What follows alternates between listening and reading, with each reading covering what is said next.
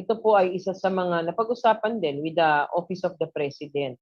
Kung saan linawin natin the proposal or the option would be optional face mask mandate in outside places, but there are conditions for us to reach that, no? Para po marating natin ito pong sinasabi natin na pwede nating luwagan ang pagsusuot ng face mask kapag tayo ay nasa labas ng bahay o nasa labas ng lugar, kapag tayo ay tumaas ng ating wall of immunity.